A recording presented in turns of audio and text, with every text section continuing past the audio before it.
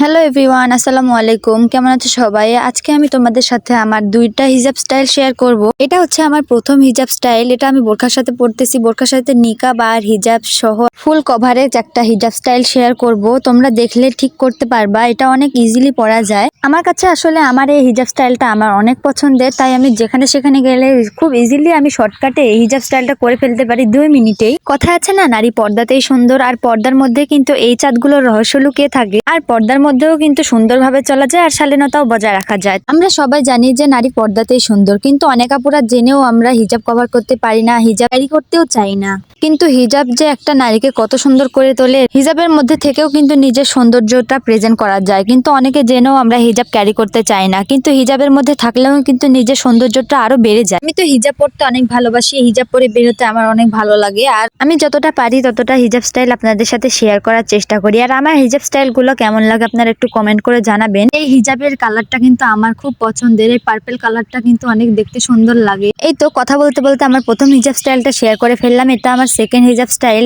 এরকম হলুদ 3 পিসের সাথে কিন্তু রেড কালার কম্বিনেশনটা অনেক সুন্দর যায়। এটা তোমরা কোনো কারো গায়ে হলুদের বিয়েতে, কোনো পার্টিতে অ্যাটেন্ড করতে পারবা, কোনো অনুষ্ঠানেও এটা অ্যাটেন্ড করা যাবে। এটা কিন্তু অনেক ইজিলি করে ফেলতে পারবা। হলুদের সাথে লাল একটা হিজাব একদম বিয়ে বাড়ি লুক এনে দেয় একদম। এই হিজাব স্টাইলটা আমি কিছুটা আগেরটার মতনই রাখছি, কারণ আমি এর 3 পিসের ওড়নাটা উপর দিয়ে নিব, তাই আমি এর উপর দিয়ে হিজাব স্টাইলটা কভার করে ফেললাম। এখন আমি ওড়নাটা নিব। এই যে ওড়নাটা কত সুন্দর, তাই না? বউ তো আর সাজা হলো না, তাই ঘরের মধ্যে একা একা নিজে নিজে বউ সেজে নিলাম। এই তো ওড়নাটা আমি এইভাবেই সেট আপ করে নিচ্ছি, আড়ালে এই তো সেট আপ করে নিয়ে চলে আসলাম। কেমন লাগতেছে আমায় বলো তো? একদম হলুদ পরি মতন লাগতেছে, তাই না? হয়েছে, আর নিজের প্রশংসা নিজে করছি নাই তো, বউয়ের মতন সেজে চলে আসলাম। এতক্ষণ আমার বকবক শোনার জন্য ধন্যবাদ।